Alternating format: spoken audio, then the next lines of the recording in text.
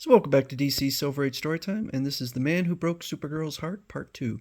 The next weekend, Linda, they're having a winter festival at Mount Frost. How about coming along?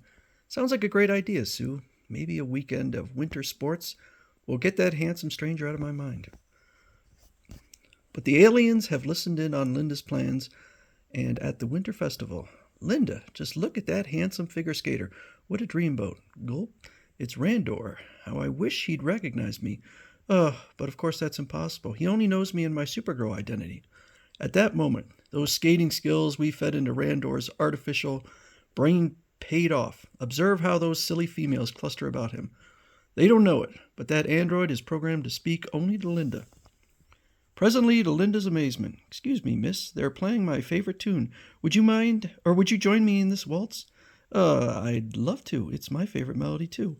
He picked me to skate with. Can it be that Randor is instinctively attracted to me as I am of him? Soon as they skate near a lonely cove, "Linda, there's something I must tell you. I thought you were the loveliest girl on earth the first time I met you. Now I'm sure of it." "The first time you met me? You mean you've seen me before?" "Of course. I'll never forget how you saved my life in your Supergirl identity." "Then you know. But how?" "I have a secret, too. I am a prince from the distant planet Calix. For years I've watched your career on our monitors. When a secret scientific expedition was sent to Earth, I joined it. Then, refusing to return home, I jumped ship." "But Randor, why would you want to live your own world?" "Because I'm in love with you. I had to be near you. For years I've worshipped you as my ideal. And you crossed the gulfs of space to find me. Oh, Randor, it must be fate. I've cared for you from the very first." My scheme is working, Skull. She believes that phony story we concocted. She's drawn to him with every fiber of her being. She had to fall for him. It was a mathematical certainty. Now he's about to ask her to visit the secret observatory we built for him. Soon in the observatory after Linda switches to Supergirl. "Look, my home planet Calix. Someday you'll rule there beside me. It has a yellow sun, so you'd still have superpowers there." "Randor, dear, please don't tempt me. I couldn't leave Earth. I have duties, responsibilities." "At least visit Calix with me. Meet my father, the king. See what my world has to offer." "All right, dear. But since you're not super, I'll build a space bubble for the trip. I'll use crystal minerals from the mountain where we first met. Later, as alien eyes watch, everything's going according to plan. With the data we programmed into that asteroid's controls, he'll follow my instructions to the letter. By the time Supergirl discovers what this is all about, it will be too late. We're nearly ready for takeoff." If I can turn the page. Short moments later, or afterwards. "Ship ready for flight, sire." "Good. We'll hurry back to Calix by space warp. I want to be there before Supergirl. I'll shift into the invisible spectrum to play safe." Later, far across space. "There it is, mighty Calix. How I'd love to have you remain here, Supergirl, darling. He's so handsome, and I love him so. Perhaps I could continue my super career here on Calix." Soon at the Royal Palace. "I arrived in time to spring the trap on this super fool. Ah, Supergirl, welcome to Calix. Thanks for bringing my son home. I'm sure he's your greatest admirer." "I've asked her to marry me, but she refused, Father. I hope you can help me change her mind.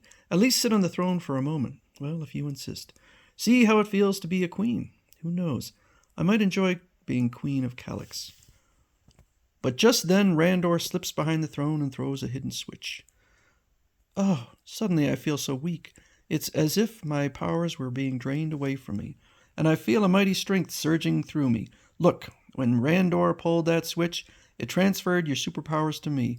I can crush this table with a mere rap of my knuckles. "Randor, what have you done? I thought you loved me, yet you brought me here to betray me." "Fool, he can't love you. He's an android. I created him as part of a plan to steal your superpowers. We're the last of a race of scientific villains. We peopled this world with androids who serve us, but we were bored, so we planned to steal your superpowers to help us conquer new worlds." "Randor, you an android? Impossible." "Impossible, eh? Then watch me drive my sword into him. You could see he's unharmed.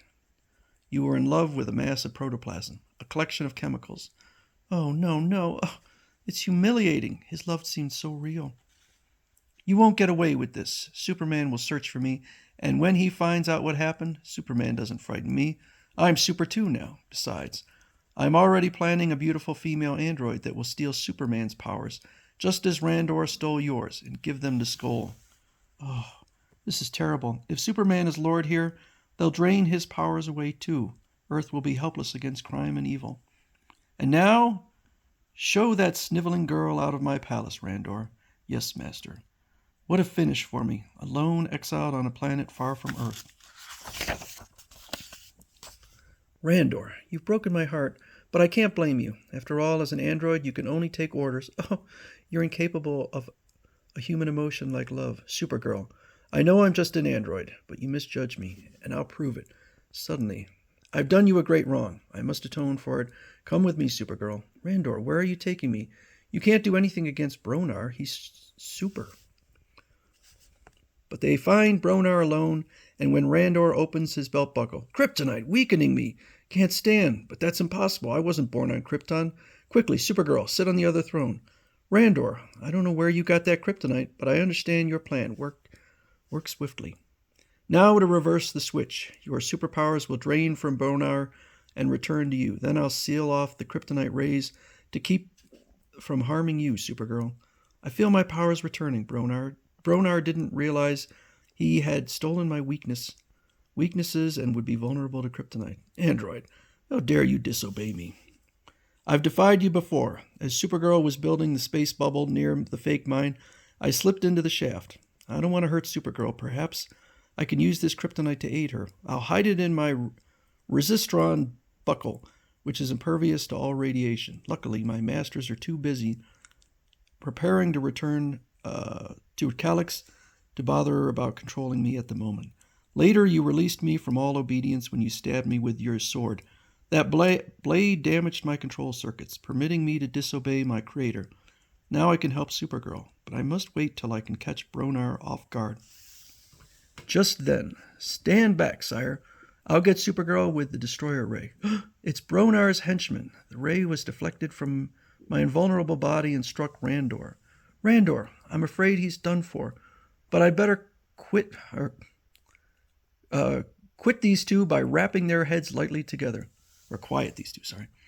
Then, as she goes to Randor's side, Supergirl, you said I was incapable of human emotion. You were wrong. I did it because I love you. No, Randor, I misjudged you. He's dying. The dissolver ray effects are dissolving, or destroyer ray effects are dissolving his protoplasmic structure. They created me to conform to your ideal. I was shaped by your emotions, your thoughts. That's why I loved you. Now farewell forever. Oh, Randor, I didn't realize. Later, Supergirl bids farewell to Calyx. You androids are developed enough to rule your own world. And don't worry about these two criminals. I'll maroon them on an uninhabited planet where they can harm no one. And on her way to Earth, Supergirl carves a monument out of an asteroid with her heat vision. Randor, you sacrificed your life for me.